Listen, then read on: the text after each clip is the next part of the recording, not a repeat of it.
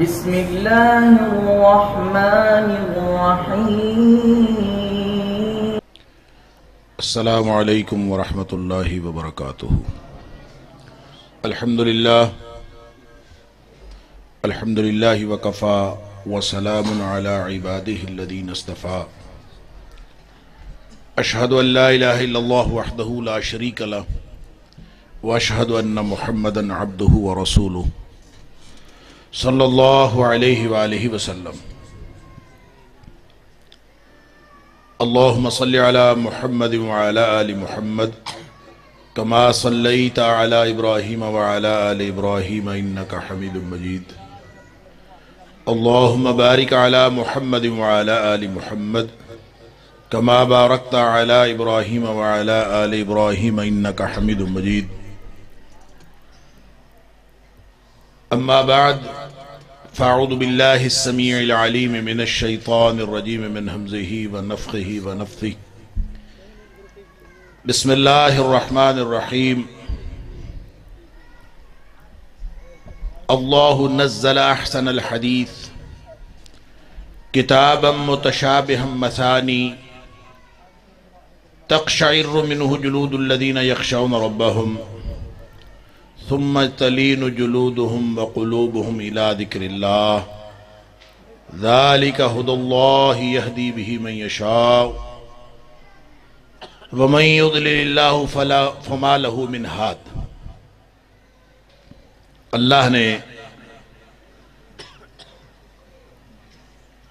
قرآن کی صورت میں کائنات کا بہترین کلام نازل فرمایا ہے. کتابا متشابہا مثانی ایک ایسی کتاب ہے جس کی آیات باہم ملتی جلتی ہیں، وہی آیات بار بار دہرائی جاتی ہیں،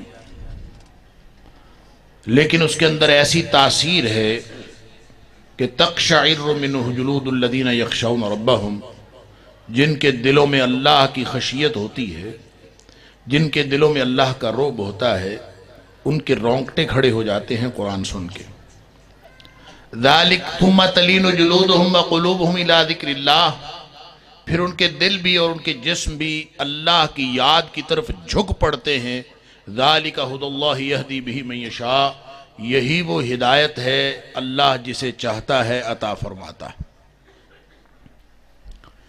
اور جس کو اللہ گمراہ کر دے فما لہ من ہاد، اس کو پھر کوئی ہدایت دینے والا نہیں. اللہ تعالیٰ کا کلام قرآن مجید یہ اللہ کی اتنی بڑی نعمت ہے کہ اللہ تعالیٰ نے ہمیں ایک ذریعہ عطا فرما دیا ہے قرآن کی شکل میں کہ بندوں میں سے کوئی بھی جو اللہ کے ساتھ رابطہ قائم کرنا چاہے، جو اللہ کے ساتھ اپنا تعلق قائم کرنا چاہے، جو اللہ کے ساتھ اپنی عبدیت کی نسبت کرنا چاہے، وہ اللہ جو نظر تو نہیں آتا، لا تدرکہ الابصار وہو یدرک الابصار، اس کو آنکھیں نہیں دیکھ سکتی، وہ ہم سب کو دیکھتا ہے، اس کو آنکھیں نہیں پا سکتی. وہ کائنات کے ذرے ذرے سے ظاہر ہے لیکن وہ ہمیں نظر نہیں آتا. تو وہ اللہ جو الرحمن علی العرش استوى، جو عرش پہ مستوی ہے، اس اللہ کے ساتھ یہ بندہ زمین پہ پھرنے والا، زمین پہ چلنے پھرنے والا، یہ انسان اللہ اکبر اگر اپنے اللہ کے ساتھ رابطہ قائم کرنا چاہے، کبھی سوچا ہے کہ میں بندہ اور میرے اللہ کے ساتھ میرا تعلق اور میری نسبت کیا ہے؟ اللہ اکبر. یہ جو مسجد ہے نا جس میں ہم بیٹھے ہیں، اس مسجد کا اگر نقشہ بنایا جائے نا تو اس مسجد کے مقابلے میں ہم میں سے ہر ایک کی حیثیت ایک نقطے سے زیادہ نہیں. اور اگر اس گاؤں کا نقشہ بنایا جائے تو اس پورے گاؤں میں اس مسجد کی حیثیت ایک نقطے سے زیادہ نہیں. اور اگر اس پوری تحصیل کا نقشہ بنایا جائے تو اس میں اس پورے گاؤں کی حیثیت ایک نقطے سے زیادہ نہیں.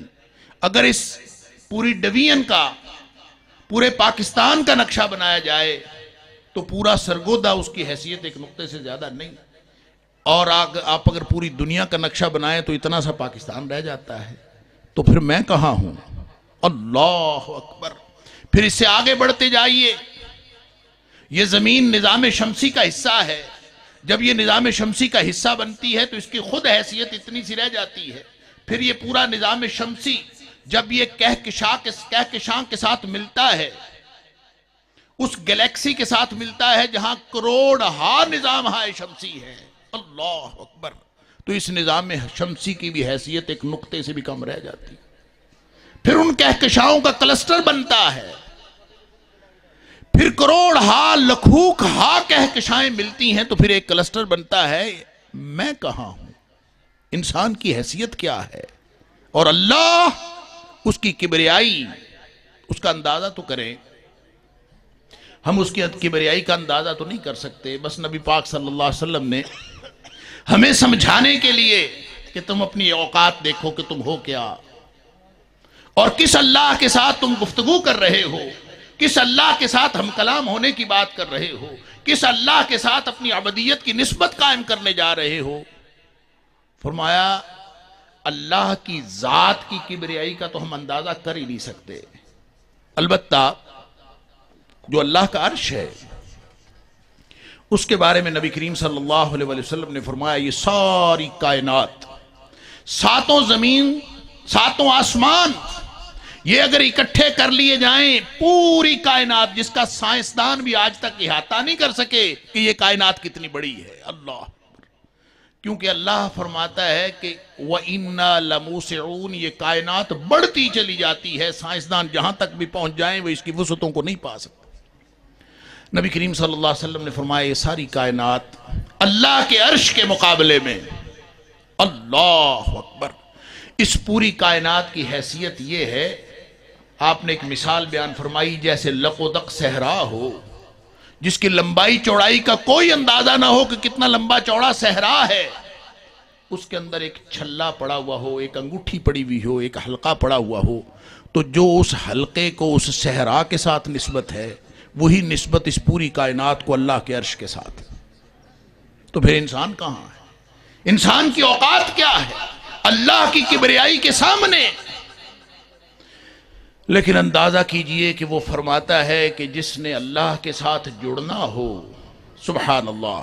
ابھی حافظ عبدالستار آسم صاحب گفتگو فرما رہے تھے کہ تم الحمدللہ رب العالمین کہا کرو، اور نماز میں جب الحمدللہ رب العالمین کہتے ہو، کبھی سوچا ہے کہ اس کی فضیلت کیا ہے اور انسان کا مقام کیا بنتا ہے کہ اللہ رب العالمین اس ادنا سی اور حقیر سی مخلوق کی اس گفتگو کے جواب میں فرماتا ہے حمدنی عبدی، میرے بندے نے میری تعریف بیان کی۔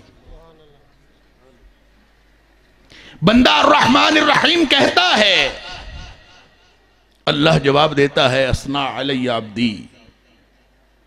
کیا مقام ہے انسان کا؟ یہ کس سے بنتا ہے؟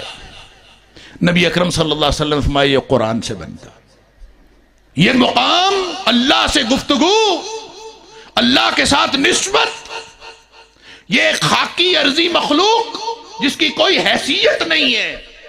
اللہ کے رسول صلی اللہ علیہ وسلم فرماتے ہیں کہ یہ جو قرآن ہے نا، ان ھذا القرآن سبب، یہ قرآن رسی ہے، طرفہ بید اللہ و طرفہ بایدیکم، اس کا ایک سرا اللہ کے ہاتھ میں ہے، ایک سرا تمہارے ہاتھ میں ہے۔ ایک سرا اللہ کے ہاتھ میں ہے اور ایک سرا تمہارے ہاتھ میں ہے۔ اب جس نے اللہ سے جڑنا ہے وہ قرآن سے جڑ جائے، گویا جو قرآن سے جڑے گا وہ ایسے ہی ہے جیسے اللہ سے جڑ گیا۔ فرمایا فتمسکوا بہ، لہذا اس سے جڑ جاؤ، قرآن کے ساتھ جڑ جاؤ۔ جڑ جائیں گے تو کیا ہوگا؟ دو گارنٹیاں نبی پاک صلی اللہ علیہ وسلم نے فرمائی کہ مسلمانوں قرآن سے جڑ جاؤ، دو گارنٹیاں ہیں۔ کیا؟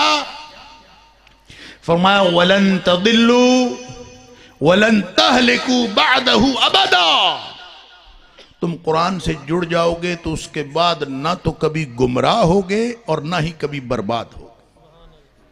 یہ گارنٹی کون دے رہا ہے؟ یہ مدینے والے حضرت محمد صلی اللہ علیہ وآلہ وسلم نے گارنٹی دی۔ تو یہ جو اللہ کا قرآن ہے یہ اصل میں انسانیت کے لیے اللہ کا انعام ہے۔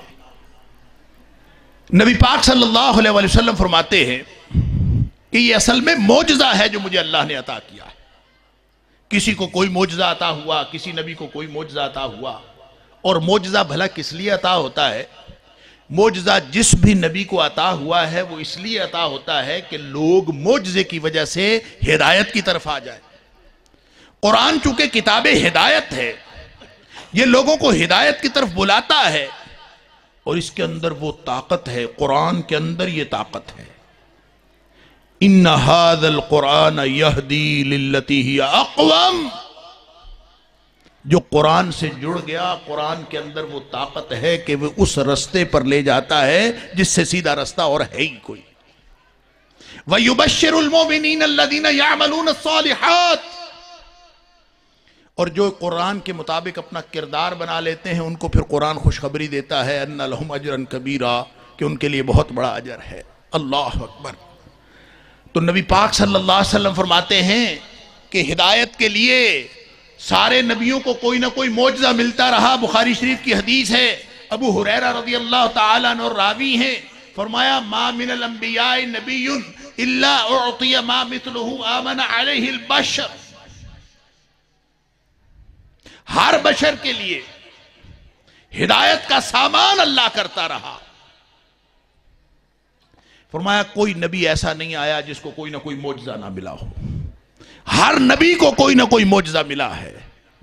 لیکن وَإِنَّمَا كَانَ الَّذِي أُوتِيتُ، لیکن جو اللہ نے مجھے معجزہ دیا ہے نا، نبی کریم صلی اللہ علیہ وسلم فرما رہے، جو معجزہ مجھے ملا ہے وہ نہ تو عصا سانپ بنتا ہے، نہ پہاڑ سے اونٹنی نکلتی ہے، نہ ہی ہاتھ بغل میں ڈالنے سے چمکدار بنتا ہے، نہ لوگوں کے لیے ہدایت کا اس طرح کا کوئی سامان کیا ہے، نہ مردوں کو زندہ کرنے والا معجزہ ہے، نہ بیمار کو کوڑی کو اچھا کرنے والا معجزہ ہے، نہ گھر سے کھا کر آنے والے کو یہ بتانا معجزہ ہے کہ تم کیا کھا کے آئے ہو۔ معجزہ جو اللہ کے رسول صلی اللہ علیہ وسلم کو ملا، فرمایا وَإِنَّمَا كَانَ الَّذِي أُوتِيتُ، جو مجھے معجزہ ملا ہے، فرمایا وَحْيًا اوحاہ اللہ تعالی الیہ، اللہ نے مجھے وحی کی شکل میں یہ قرآن عطا فرمایا، مجھے معجزہ یہ ملا۔ معجزہ کا معنی ہوتا ہے عاجز کر دینے والی چیز۔ پہاڑ سے اونٹن نکلی، عاجز کر دیا، عصا سانپ بنا، عاجز کر دیا۔ اب یہ اللہ کا قرآن ہے، یہ قیامت تک کے لیے زندہ معجزہ ہے۔ نبی پاک صلی اللہ علیہ وسلم اس دنیا سے تشریف لے گئے، لیکن ان کا معجزہ قیامت تک چلے گا۔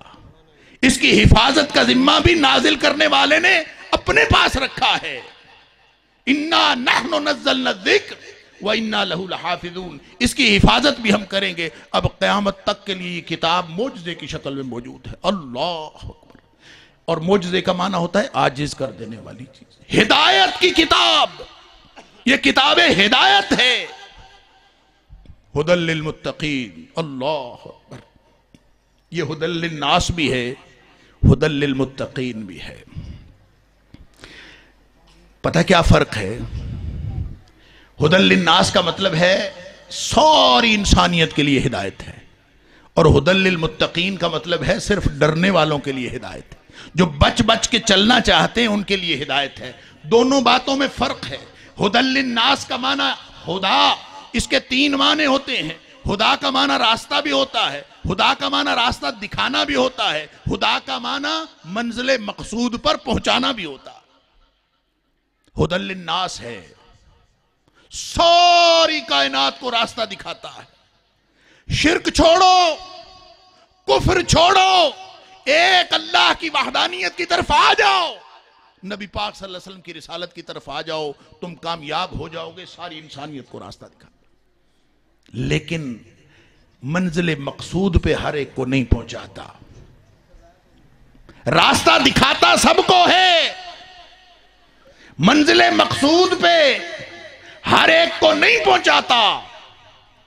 فرمایا ہدی للمتقین، منزل مقصود پہ اس کو پہنچاتا ہے جس کے دل کے اندر یہ احساس موجود ہو کہ اللہ میں تیری ناراضگی سے بچنا چاہتا ہوں، اللہ میں تیری رضامندی اور خوشنودی حاصل کرنا چاہتا ہوں، میرے پاس راستہ کوئی نہیں ہے. مولویوں نے کنفیوز کر دیا ہے، کوئی مسئلہ بیان کرتا ہے، کوئی کیسی بات کرتا ہے، کوئی کیسی تقریر کرتا ہے، کوئی کیسی جماعت بناتا ہے، کوئی کیسی تنظیم بناتا ہے. اللہ میرا راستہ گم ہو گیا، میں تیری ناراضگی سے بچنے والے راستے پر جانا چاہتا ہوں، اللہ تیری خوشنودی حاصل کرنے والے راستے پر جانا چاہتا ہوں. ایسا دل میں احساس پیدا ہو گیا اور اللہ کے قرآن کو پڑھنا شروع کر دیا. قرآن وعدہ کرتا ہے ان ھذا القرآن یہدی للتی اقوم. باقی کام قرآن کا ہے، یہ ہوتا ہے معجزہ. باقی کام قرآن کا ہے. لوگ دلیلیں دیتے ہیں قرآن کے سچا ہونے کی. قرآن معجزہ ہے، قرآن حق ہے. اور حق پتہ کیا ہوتا ہے؟ حق وہ ہوتا ہے جس کو ثبوت کے لیے کسی خارجی دلیل کی ضرورت نہیں ہوتی. قرآن آپ اپنا ثبوت ہے، قرآن آپ اپنی دلیل ہے. کوئی کہے میں قرآن کی سچائی کی دلیل مانگتا ہوں، اس کو قرآن پڑھنے کے لیے دے دیجئے، وہ قرآن پڑھے گا، قرآن اپنا آپ خود بتا دے گا کہ میں حق ہوں. اسی طرح نبی پاک صلی اللہ علیہ وسلم، آپ کی رسالت، آپ صلی اللہ علیہ وسلم کی ذات بھی حق ہے. جس طرح قرآن حق ہے، اسی طرح نبی اکرم صلی اللہ علیہ وسلم کی ذات اقدس حق ہے. جیسے قرآن کو کسی خارجی دلیل کی ضرورت نہیں، ایسے نبی پاک صلی اللہ علیہ وسلم کو بھی کسی خارجی دلیل کی ضرورت نہیں. نبی پاک صلی اللہ علیہ وسلم کے سچا ہونے کے لیے یہی دلیل کافی ہے کہ آپ اللہ کے رسول ہیں. سورہ یاسین میں جن 3 رسولوں کا ذکر ہوا، اللہ فرماتا ہے یکے بعد دیگرے ایک ہی بستی میں 3 رسول بھیجے. وہ آگے سے کوئی بڑے بدبخت تھے، انہوں نے کہا ان انتم الا تکذبون، تم جھوٹے ہو. رسولوں کو کہہ رہے ہیں جھوٹے. اب رسول آگے سے دلیل کیا دیتے ہیں؟ کوئی انہوں نے دلائل کا انبار نہیں لگایا، کوئی کتابیں نہیں پڑھوائیں، کوئی اپنے سچا ہونے کے لیے کوئی تقریریں نہیں کی. آگے سے کہا ربنا یعلم انا الیکم لمرسلون. ہمارے لیے اتنی دلیل کافی ہے کہ ہمارا رب جانتا ہے کہ ہم بھیجے ہوئے ہیں. یہ دلیل کافی. نبی پاک صلی اللہ علیہ وسلم کے لیے یہ دلیل کافی ہے. لہذا اللہ کا قرآن ایک معجزہ ہے نبی پاک صلی اللہ علیہ وسلم کا، جو کیلکولیشن میں، گنتی میں آنے والی چیز نہیں ہے. اس کے اثرات بھی گنتی میں آنے والی چیز نہیں ہے.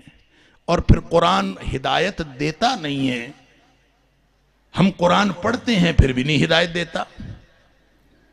ہدایت کی کتاب ہے، دیتا نہیں.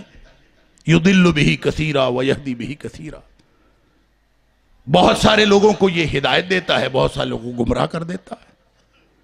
بلکہ سورہ مائدہ میں فرمایا وَلَا يَزِيدَنَّ كَثِيرًا مَا أُنزِلَ إِلَيْكَ مِن رَبِّكَ طُغْيَانًا وَكُفْرًا. یہ قرآن اے حبیب صلی اللہ علیہ وسلم جو تیرے اوپر نازل ہوتا ہے نا، یہ لازماً ان یہودیوں کے سرکشی اور کفر میں اضافے کا باعث بنتا. وَلَا يَزِيدَنَّ 2 دفعہ فرمایا، یہ فقرہ 2 دفعہ دہرایا. وَلَا يَزِيدَنَّ لازماً اضافہ کرے گا. اللہ اکبر، یہ تو کتاب ہدایت ہے. اضافہ کفر میں کرتا ہے، اضافہ سرکشی میں کرتا ہے. کیوں؟ اس لیے کہ کوئی پڑھنے والا دل، سمجھنے والا دل، قبول کرنے والا دل لے کے پڑھے تو اس کو ہدایت دے گا. جو اس کو قرآن سمجھے ہی نہ، اللہ کا کلام ہی نہ سمجھے. بارش ہوتی ہے نا، بارش، تو بارش ہر زمین پر ایک جیسی ہوتی ہے، لیکن ہر زمین پر اثرات مختلف ہوتے ہیں. کہیں جڑی بوٹیاں اگتی ہیں، کہیں پکی پتھریلی زمین ہو ویسے صاف ہو جاتی ہے، اور جو زرخیز زمین ہے وہ اسی پانی کی وجہ سے وہ کھیتی لہلانے لگتی ہے. بس یہی فرق ہے. جس کا معدہ خراب ہو نا،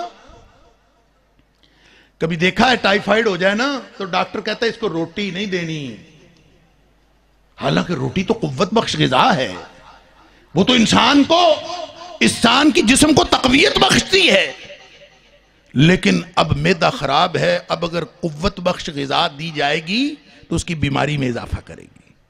تو جو بدبخت پہلے ہی سرکشی میں ڈوبے ہوتے ہیں، جو کفر میں ڈوبے ہوتے ہیں، جو اللہ کے بندے بنتے ہی نہیں ہیں، وہ قرآن پڑھیں بھی، جن کا معدہ خراب ہے، ان کے کفر اور طغیان میں اضافہ ہو سکتا ہے، ان کی ہدایت میں اضافہ کبھی نہیں ہو سکتا۔ اللہ اکبر۔ فرمایا یہ شفا ہے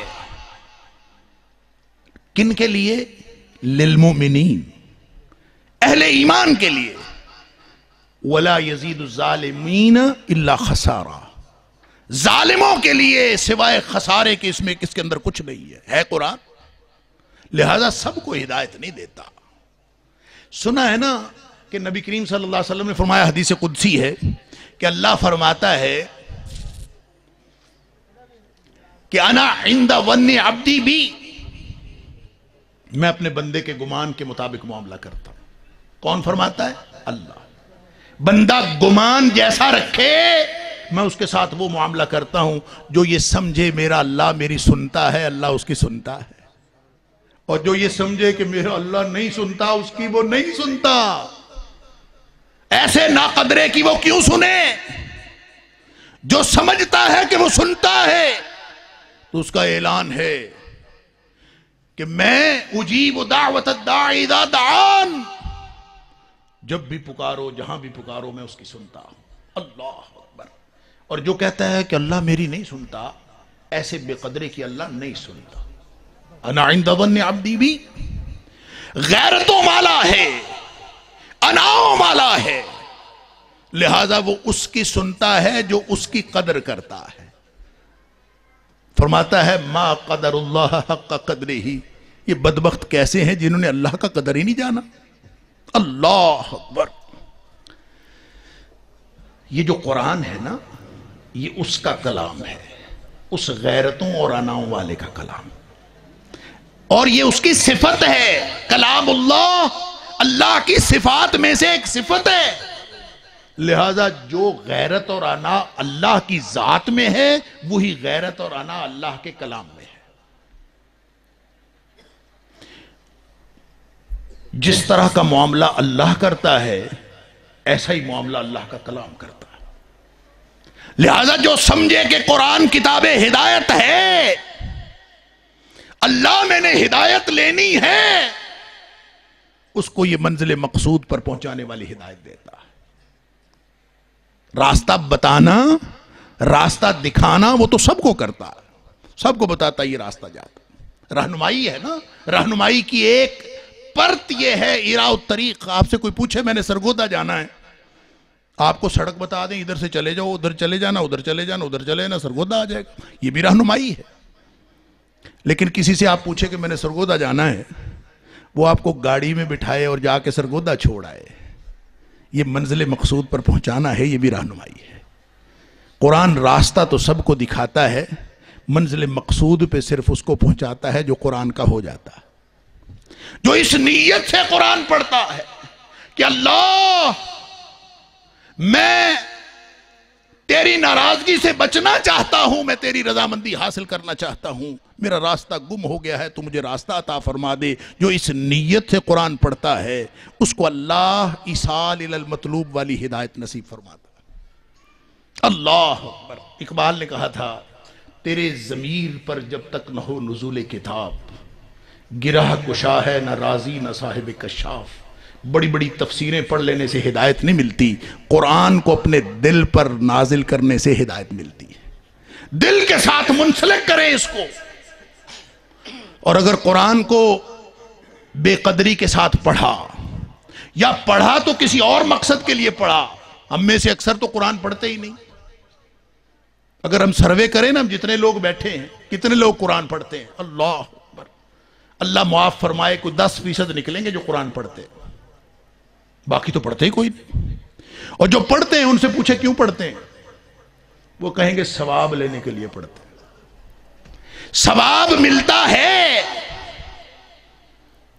نبی پاک صلی اللہ علیہ وسلم نے فرمایا الف لام میم، یہ 3 حروف ہیں، ایک حرف پہ 10 نیکیاں ملتی ہیں۔ الف لام میم پہ 30 نیکیاں ملتی ہیں۔ یہ دنیا کی واحد کتاب ہے کہ اس کو بغیر سوچے سمجھے بھی پڑھیں تو ثواب ملتا ہے۔ تو جو ثواب کے لیے پڑھے گا اس کو ثواب تو ملے گا، اس کو ہدایت نہیں ملے گی۔ اس لیے کہ انا عند ظن عبدی بھی، یہ غیرتوں اور اناؤں والے کا کلام ہے، اور عربی میں کہتے ہیں کلام الملوک ملوک الکلام۔ جو بادشاہوں کی بات ہوتی ہے نا، وہ باتوں کی بادشاہ ہوتی ہے، اور یہ کائنات کے شہنشاہ کا کلام ہے۔ جو اس کے اندر غیرت اور انا ہے وہ قرآن کے اندر بھی غیرت اور انا ہے۔ لہٰذا جو اس کو ثواب لینے کی نیت سے پڑھتا ہے، قرآن اس کو ثواب دے دیتا ہے، ہدایت نہیں دیتا۔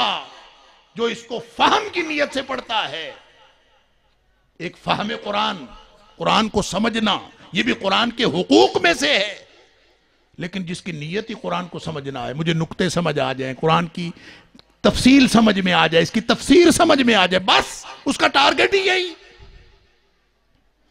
اس کو سمجھ تو آ جائے گی، ہدایت اس کو نہیں ملے گی، کیونکہ اس کا مقصدی ہدایت نہیں ہے۔ اللہ اکبر! اگر صرف قرآن کو سمجھ لینے سے ہدایت ملتی ہوتی تو جو مستشرقین ہیں نا، وہ سب سے بڑے ہدایت یافتہ ہوتے۔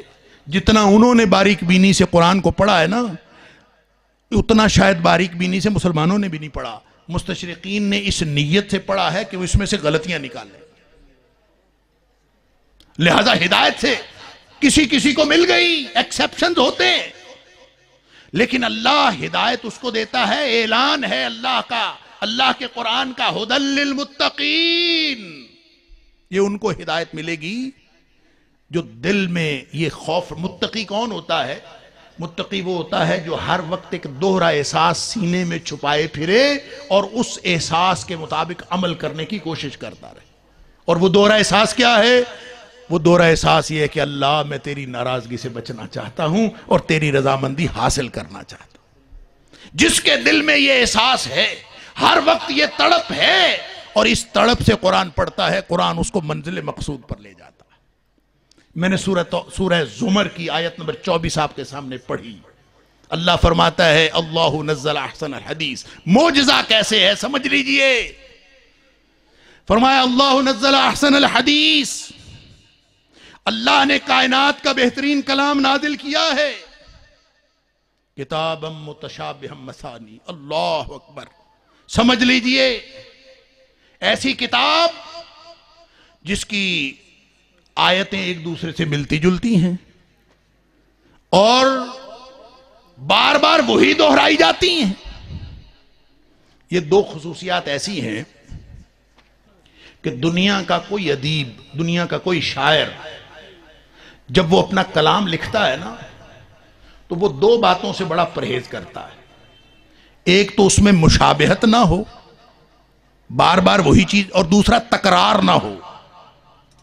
مشابہت اور تکرار، جس کے کلام میں مشابہت اور تکرار ہو، مخلوق میں سے کسی کا بھی کلام، اس کے اندر مشابہت ہو، اس کے اندر تکرار ہو، وہی فقرے بار بار دہرائے گئے ہوں، تو وہ کلام اپنی تاثیر کھو دیتا ہے۔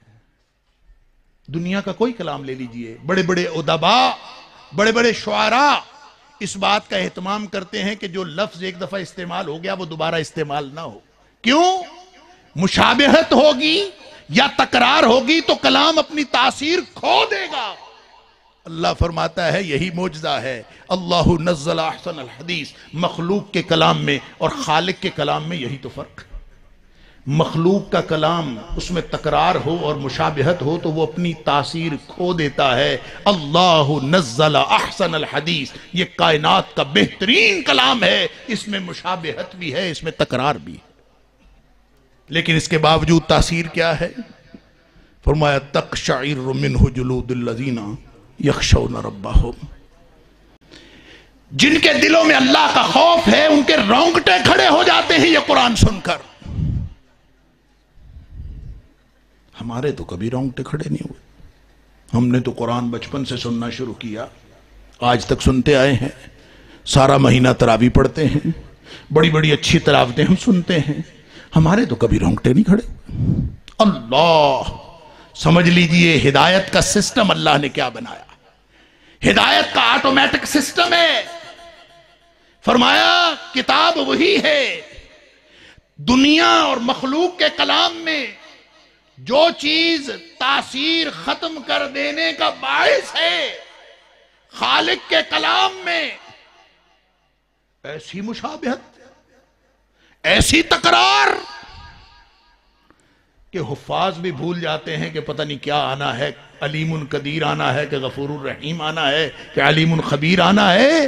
اللہ کی صفات بار بار وہی, بار بار وہی, بار بار وہی, حفاظ بھول جاتے. لیکن یہ معجزہ ہے, لیکن یہ معجزہ ہے, یہی تو معجزہ ہے. وہی بار بار دہرائی جانے والی, مشابہ لگ جاتے ہیں. وہ کہتے ہیں مشابہ لگ گیا, پورا قرآن ایک دوسرے کے مشابہ ہے, بار بار تکرار ہے, لیکن ہدایت ہے کہ رونگٹے کھڑے کر دینے والی ہدایت. مشابہت کی بات میں ایک واقعہ مجھے یاد آ گیا. عمر بن عبدالعزیز رحمت اللہ علیہ حجاز کے گورنر رہے, بعد میں خلیفہ بھی رہے. ان کی عادت تھی گورنری کے دور میں بھی اور خلافت کے دور میں بھی وہ مناظرے کروایا کرتے تھے. سکھ, عیسائی, اس وقت کے جو بھی غیر مسلم ہوتے تھے, یہودی, سب کو بلا لیتے تھے, مسلمان بھی, سارے مل کے وہ ڈیبیٹ کرتے, اپنے اپنے مذہب کے دلائل دیتے. مقصد اس کا یہ ہوتا تھا, وہ مناظروں کا دور تھا, مقصد اس کا یہی ہوتا تھا کہ لوگوں کو ہدایت ملے, دلائل کا تبادلہ ہو. تو ایک شخص جو یہودیوں کی طرف سے مناظرہ کرنے آیا, اگلے مناظرے پہ آیا تو مسلمانوں کی طرف سے آیا. عمر بن عبدالعزیز پوچھتے ہیں کہ تمہیں کیا ہوا, تم تو پچھلی دفعہ یہودیوں کی طرف سے آئے تھے اور بڑے تیز ترار دلائل دیتے تھے, تمہیں کیا ہوا؟ وہ کہتا ہے بس میں مناظر تھا تو میں ہر وقت اسی تلاش میں رہتا تھا کہ قرآن کی کوئی غلطی پکڑیں, مسلمانوں کی کوئی غلطی پکڑیں.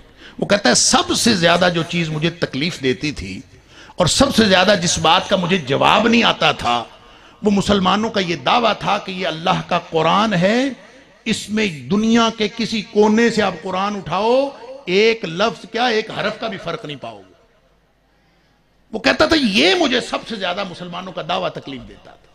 وہ کہتا ہے میں سکیم سوچتا رہتا تھا, کوئی سکیم ایسی بنے کہ قرآن کے اندر کوئی ہم ایسی تبدیلی کر سکیں کہ ایک جگہ کا قرآن دوسرے جگہ کے قرآن سے مختلف ہو جائے. لہٰذا اس نے کہا کہ میں نے سوچا, سکیم سوچی کہ یہ جو آیات کے آخر پہ اللہ کی صفات ہے نا, یہ صفات تو حفاظ کو پتہ نہیں چلتی کہ کون سی صفت آنے والی. تو اس نے کہا میں نے سکیم بنائی کہ ایک طرح کی صفات کو دوسری طرح کی صفات سے بدل دیتا ہوں. ایک آیت سے صفات اٹھاتا ہوں, دوسری آیت کے ساتھ لگا دیتا ہوں, وہاں سے اٹھاتا ہوں وہاں لگا دیتا ہوں. تو شروع میں کسی کو پتہ ہی نہیں چلے گا, تو آہستہ آہستہ میں یہ کہنے میں کامیاب ہو جاؤں گا کہ دیکھو وہاں کا قرآن اور ہے, یہاں کا قرآن اور ہے. کہتا ہے یہ میں نے سکیم بنائی. سکیم بنا کے اب یہ وہ کہانی سنا رہا ہے اپنے مسلمان ہونے کی, عمر بن عبدالعزیز رحمت اللہ علیہ. تو کہتا ہے کہ جب میں نے سکیم بنا لی تو سب سے پہلی آیت جس میں نے اللہ کی صفات میں تبدیلی کی وہ سورہ مائدہ کی آیت تھی. کہتے ہیں میں نے ایک بندے کو سنائی, السارق والسارق والسارقۃ فاقطعوا ایدیہما جزاء بما کسبا نکالا من اللہ. چوری کرنے والا مرد, چوری کرنے والی عورت, اس کے ہاتھ کاٹ ڈالو. جزاء بما کسبا, یہ بدلہ اس بات کا جو انہوں نے کرتوت کیا. نکالا من اللہ, سزا ہے اللہ کی طرف سے. اس آیت کے آخر پہ ہے واللہ عزیز حکیم. وہ کہتا ہے میں نے اس کی جگہ لگا دیا واللہ غفور الرحیم. واللہ عزیز حکیم کی جگہ واللہ غفور الرحیم لگا دیا. اور وہ کہتا ہے کہ میں نے یہ واللہ غفور اپنی سکیم پورے قرآن کی تھی, پہلی آیت کے ساتھ اللہ کی صفات بدلی. دیکھ لیجئے قرآن معجزہ ہے, سبحان اللہ. اس نے یہ بدل کے, تو کہتا ہے میں نے ایک بندے کو سنائی, مسلمان کو, تو وہ مسلمان آگے سے کہتا ہے کہ آیت صحیح کیسے ہے, میں حافظ تو نہیں ہوں, مجھے یہ بھی نہیں پتا کہ یہ آیت صحیح کیسے ہے, لیکن ایک بات کا مجھے پتا ہے کہ جو تم آیت پڑھ رہے ہو یہ غلط ہے. حافظ بھی نہیں ہوں, آیت آتی بھی نہیں ہے, صحیح آیت کا پتہ بھی نہیں ہے, لیکن جو تم پڑھ رہے ہو یہ غلط ہے. یہ ہوتا ہے معجزہ, عاجز کر دینے والا.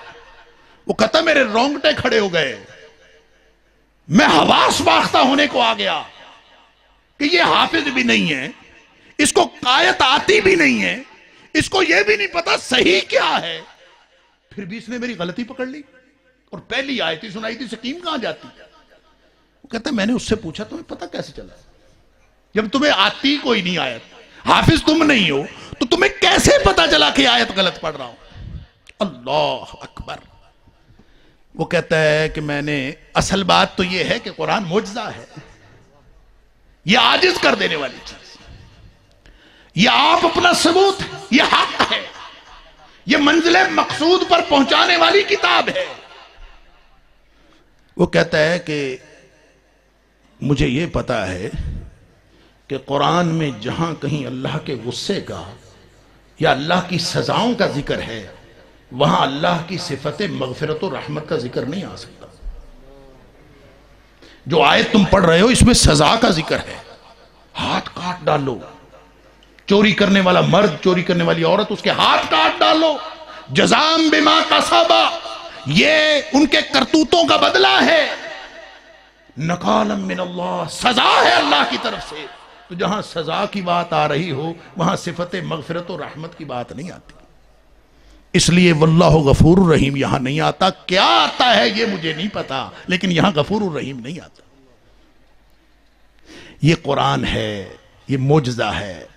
نبی پاک صلی اللہ علیہ وسلم فرماتے ہیں وَإِنَّمَا كَانَ الَّذِي أُوتِيتُ وَحْيًا أَوْحَاهُ اللَّهُ تَعَالَى إِلَيَّ, مجھے اللہ نے یہ معجزہ دیا ہے, اور معجزہ ہدایت کے لیے ہوتا ہے. لہذا فرمایا مجھے جو معجزہ اللہ نے دیا یہ ساری دنیا سے, سارے نبیوں سے طاقتور معجزہ ہے. فَأَرْجُو مِنَ اللَّهِ, میں اللہ سے امید رکھتا ہوں, ان اکون اکثر تابعا یوم القیامہ, قیامت والے دن میری پیروی کرنے والے سب سے زیادہ ہوں. کیوں؟ قرآن کتاب ہدایت ہے, قیامت تک کے لیے قائم ہے. جو اس سے جڑ گیا وہ ہدایت پا گیا. یہ قرآن سیدھے منزل مقصود پہ لے جاتا ہے. اللہ اکبر. لیکن یہ ملتی کیسے ہے؟ یہ ان کو ملتی ہے. یہاں فرمایا اللہ نزل احسن الحدیث کتابا متشابہا مثانی, یہ کتاب ایسی ہے جو باہم ملتی جلتی آیات, بار بار دہرائی جانے والی آیات, اسی قرآن کو سن کر رونگٹے کھڑے ہو جاتے ہیں. کس کے؟ میرے آپ کے تو نہیں ہوتے. فرمایا اس کے لیے بھی ایک شرط ہے. کیا؟ وَتَقْشَعِرُّ جُلُودُ الَّذِينَ يَخْشَوْنَ رَبَّهُمْ, جن کے دلوں میں اللہ کا خوف ہوتا ہے ان کے رونگٹے کھڑے ہوتے ہیں. سب کے نہیں ہوتے. یہ دل میں اللہ کے خوف کا پتہ کیا مطلب ہے؟ دیکھو کوئی فکرہ ہوتا ہے نا, کوئی کلام ہوتا ہے, صاحب کلام کا جتنا روب ہو اس کی تاثیر اسی وجہ سے ہوتی, اتنی زیادہ اس کی تاثیر ہوتی. مثلا اگر کوئی شخص کہے پکڑ لو, یہاں آپ میں سے کوئی کھڑا ہو کہے پکڑ لو, اس کی کیا حیثیت ہے؟ کچھ بھی نہیں. اگر یہی بات میں کہوں پکڑ لو, کچھ بھی نہیں. اگر یہی بات علاقے کا تھانے دار کہے پکڑ لو, فرق ہے نا, فکرہ وہی ہے, لیکن تھانے دار کہے گا تو پھر اس کی حیثیت اور ہے. اور اگر یہی بات صوبے کا وزیر اعلیٰ کہہ دے پکڑ لو, اس کی حیثیت اور ہے. اور اگر ملک کا وزیر اعظم کہہ دے پکڑ لو, اہمیت اور بڑھ گئی. لہذا جیسے جیسے صاحب کلام کا روب بڑھتا جائے گا ویسے ویسے کلام کی تاثیر بڑھتی. تقشعر منہ جلود الذین یخشون ربہم, کبھی دل میں سوچو تو صحیح یہ کلام کس کا ہے, کبھی سوچو تو صحیح, کبھی اس کی کبریائی کا احساس تو کرو. جب یہ احساس دل میں خشیت آ جائے گی, اللہ کا رعب دل میں آ جائے گا, ایک ایک فکرہ دل کے اوپر اثر کرے, پھر رونگٹے کھڑے ہوں گے. لہٰذا نہ ہمیں کبھی یہ سوچا کس کا کلام ہے, وہ کیسے کہہ رہا ہے, کیوں کہہ رہا ہے, کس کو کہہ رہا ہے؟ نہ کبھی ہم نے سوچا، نہ دل میں روب پیدا ہوا، نہ کبھی ہمارے رونگٹے کھڑے ہوئے۔ کبھی یہ سوچ کے دیکھیں، کبھی اللہ کی خشیت دل میں بٹھا کے پھر قرآن سنیں۔ تقشعر منہ جلود الذین یخشون ربہم، چیلنج ہے قرآن کا۔ جس کے دل میں اللہ کی خشیت ہے اس کے رونگٹے کھڑے ہو جاتے ہیں۔ اللہ کرے کس دن رونگٹے کھڑے ہو گئے نا، بس یہ کلک ہونی ہے، پھر باقی ہدایت کا عمل آٹومیٹک شروع ہو جانا۔ یہ ایسا کتاب، ایسا قرآن ہے، ایسا معجزہ ہے۔ ایک دم کلک ہو گئی نا، فرمایا ثم تلین جلودہم وقلوبہم الی ذکر اللہ، پھر سارا کام خود ہی ہو جاتا ہے، دل بھی جھک پڑتے ہیں، جسم بھی جھک پڑتے ہیں اللہ کی یاد کی طرف۔ بس جس دن یہ کام ہو گیا، ذالک ھدی اللہ یہدی بہ من یشاء، یہی وہ ہدایت ہے اللہ جسے چاہتا ہے عطا کرتا۔ اللہ کرے ہمیں بھی وہ ہدایت مل جائے۔ اور یہ منزل مقصود والی ہدایت مانگا کرو۔ جب ہم کہتے ہیں نا اہدنا الصراط المستقیم، اس یہ ترجمہ نہ کیا کرو ذہن میں کہ اللہ ہمیں سیدھا رستہ دکھایا تو اس نے ہوا ہے۔ اللہ ہمیں سیدھے رستے پر چلا، اللہ ہمیں سیدھے رستے پر لے جا، اللہ ہمیں سیدھے رستے پر چلاتے ہوئے منزل مقصود پر پہنچا دے۔ یہ ترجمہ ذہن میں رکھا کرو۔ اور پھر یہ قرآن کیسے پہنچاتا ہے؟ بات لمبی ہو گئی، میں صرف 2 حدیثیں عرض کر کے اپنی بات مکمل کرتا ہوں۔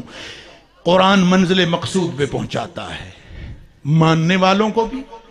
یہ قرآن جو ہے نا، نبی کریم صلی اللہ علیہ وسلم نے فرمایا، سن لیجئے مسلمانوں، نبی پاک صلی اللہ علیہ وسلم مجھے اور آپ کو ارشاد فرما رہے ہیں، القرآن حجت لک او علیک، یہ قرآن تم سب کے لیے دلیل اور حجت ہے۔ بس فرق یہ ہے، کسی کے حق میں حجت ہے، کسی کے خلاف حجت ہے۔ کسی کے حق میں، کسی کے خلاف۔ کیا میرا اور آپ کا قرآن کے ساتھ ایسا تعلق ہے کہ یہ قرآن ہمارے حق میں قیامت والے دن حجت بن سکے؟ اگر یہ حق میں حجت نہیں ہے تو اس نے خلاف حجت بننا ہے، اور جو حق میں حجت بن گیا اس نے جنت میں پہنچا دینا ہے، جو خلاف حجت بن گیا اس نے جہنم میں پہنچا دینا۔ اللہ اکبر۔ تفصیل کا موقع نہیں ہے، تفسیر علماء بیان کرتے رہتے ہیں، میں صرف منزل مقصود کی بات کر دیتا ہوں۔ کس منزل پہ قرآن پہنچاتا ہے؟ حق ادا کر دیا۔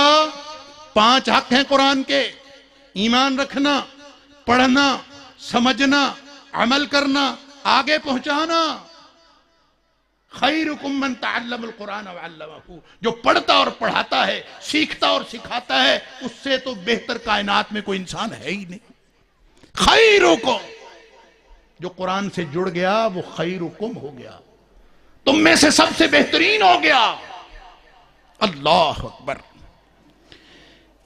قرآن بھلا کہاں نازل ہوا ہے؟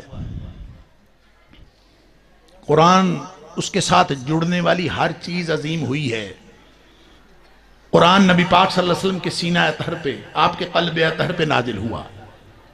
علی قلبک لتکون من المنذرین، نبی پاک صلی اللہ علیہ وسلم کے قلب اطہر پہ نازل ہوا۔ نبی پاک صلی اللہ علیہ وسلم اللہ کے بعد کائنات کی سب سے عظیم ہستی بن گئے۔ مکہ مکرمہ میں نازل ہوا، کائنات کا بہترین شہر بن گیا۔ جس رات میں نازل ہوا، کائنات کی بہترین رات بن گئی۔ جس مہینے میں نازل ہوا، کائنات کا بہترین مہینہ بن گیا۔ جو فرشتہ لانے والا تھا وہ سارے فرشتوں میں سے افضل ہو گیا۔ یعنی قرآن کے ساتھ جڑنے کی بات ہے، یہ ایسا پارس کا پتھر ہے جو اس سے جڑ گیا وہ کندن بن گیا۔ اللہ اکبر۔ فرمایا، یہ حدیث سنی ہوئی ہے نا، یقال لصاحب القرآن اقرأ وارتقی، صاحب قرآن کو کہا جائے گا، قرآن والے کو، قرآن کے ساتھی کو۔ ہم اس کا ترجمہ کرتے ہیں حافظ قرآن کو کہا جائے گا۔ سن لیجئے، صاحب قرآن قرآن کا ساتھی ہوتا ہے، حافظ قرآن بھی صاحب قرآن ہو سکتا ہے، اور غیر حافظ قرآن بھی قرآن کا ساتھی ہو سکتا ہے۔ فرق صرف اتنا ہے، جس نے زندگی میں قرآن کو ساتھی بنایا، جس نے زندگی میں قرآن کو ساتھی بنایا، قرآن ایسا با وفا ساتھی ہے، پھر یہ اس کو نہیں چھوڑتا۔ اللہ تعالیٰ نے فرمایا، قیامت والے دن یقال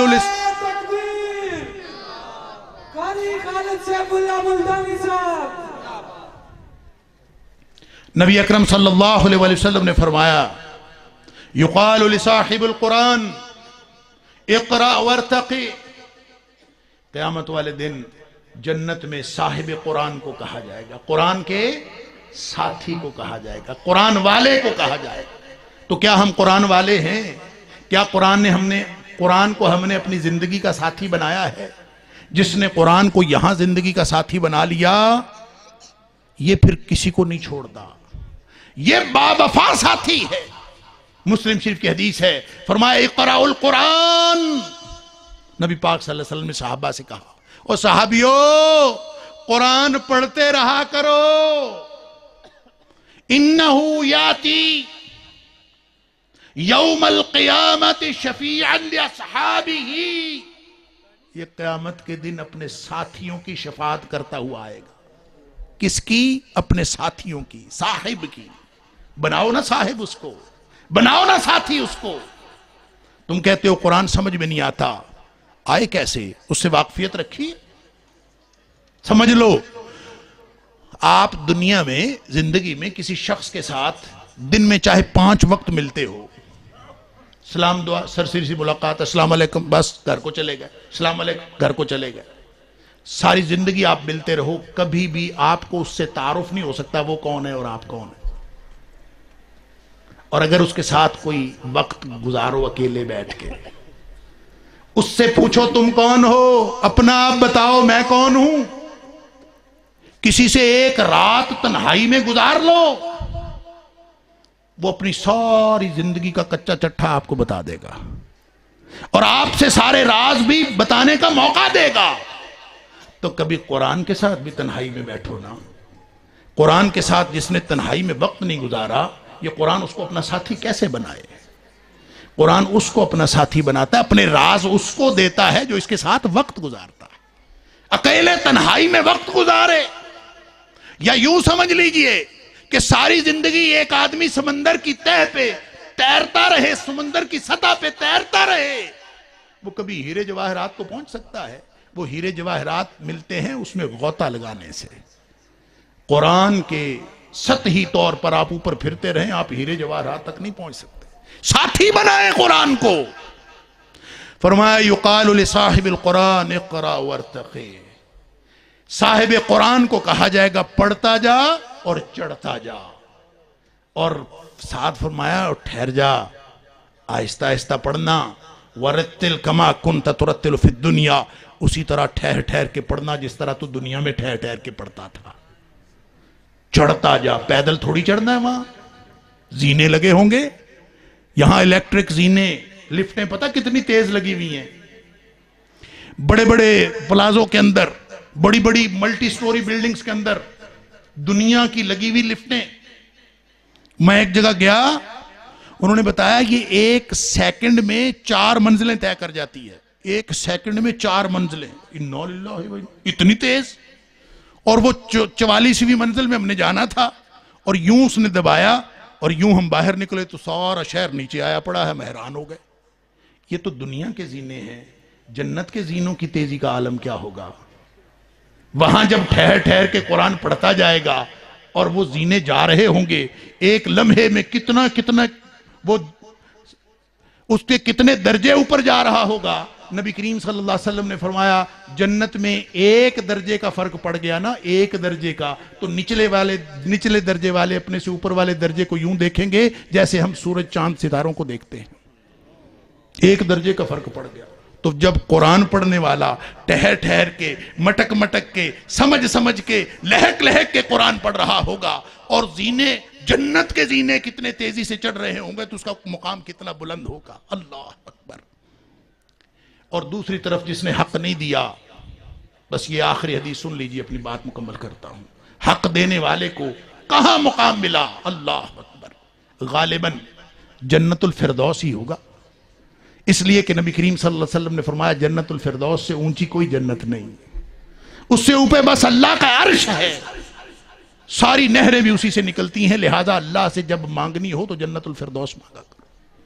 اللہ اکبر۔ دوسری طرف بخاری اور مسلم کی لمبی حدیث ہے، میں صرف مختصر کر کے آخری ٹکڑا عرض کر دیتا ہوں۔ نبی پاک صلی اللہ علیہ وسلم فرماتے ہیں کہ جب جنت جہنم کا یہ ماحول یہ بتاتا ہے حدیث کا کہ جنت جہنم کا فیصلہ ہو چکا ہوگا، نبی پاک صلی اللہ علیہ وسلم فرماتے ہیں میری بہت ساری امت جہنم میں جل رہی ہوگی، میں اللہ کے سامنے سجدے میں گر جاؤں گا، جب تک اللہ چاہے گا میں اللہ کی کبریائی بیان کروں گا، تحمید و تقدیس کروں گا، جب اللہ چاہے گا مجھے اللہ فرمائے گا کہ اے محمد صلی اللہ علیہ وسلم اپنا سر اٹھاؤ، مانگو کیا مانگتے ہو، میں عرض کروں گا اللہ کے رسول صلی اللہ علیہ وسلم میری امت جہنم میں جل رہی ہے، ان کو نکال کے جنت میں ڈال دے۔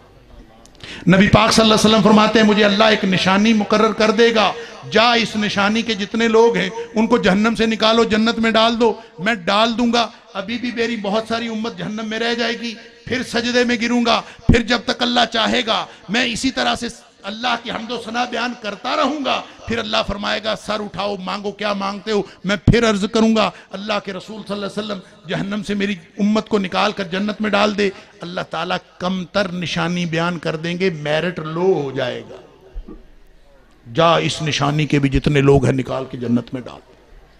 فرمایا میں ان نشانی کے لوگوں کو بھی جنت میں ڈال دوں گا، میری امت ابھی بھی بہت ساری جہنم میں رہ جائے گی۔ تیسری دفعہ پھر میں سفارش کروں گا، تیسری دفعہ پھر مجھے اذن ہوگا اللہ کی طرف سے، اور اللہ تعالیٰ میرے لیے اتنی چھوٹی نشانی بیان کر دیں گے، مقرر کر دیں گے کہ مجھے لگے گا کہ اب تو میں ساری امت کو نکال لوں گا، لیکن فرمایا کہ جب میں اس نشانی کے لوگوں کو بھی نکال لوں گا تو میری امت ابھی بھی جہنم میں رہ جائے گی۔ اللہ، 3 دفعہ نبی کریم صلی اللہ علیہ وسلم کی شفاعت کے بعد بھی فرمایا یہ بھلا کون رہیں گے؟ فرمایا ما باقیہ، اب کوئی نہیں بچے گا الا من قد حبسہ القرآن، اب وہ بچیں گے جن کو قرآن روک لے گا کہ یہ میرے مجرم ہیں، اے حبیب صلی اللہ علیہ وسلم آپ کی شفاعت بھی ان کو فائدہ نہیں دے سکتی، اور جس کو قرآن نے روک لیا فرمایا ای وجب علیہ خلود، اس پر جہنم کی ہمیشگی واجب ہوگی، وہ ہمیشہ جہنم میں رہے گا جس کو قرآن نے روک لیا۔ لہٰذا منزل مقصود پر، یہ منزل پر پہنچانے والی کتاب ہے، جس نے اس کا حق ادا کر دیا، القرآن حجت لک او علیک، یا تمہارے حق میں دلیل ہے یا تمہارے خلاف دلیل ہے، اگر حق میں ہو گیا تو اعلیٰ جنتیں ہیں، خلاف ہو گیا تو ہمیشگی کا جہنم ہے۔ اللہ تعالیٰ مجھے اور آپ کو قرآن کا حق ادا کرنے اور اس کو اپنا ساتھی بنانے کی توفیق عطا فرمائے۔ وآخر دعوانا الحمدللہ۔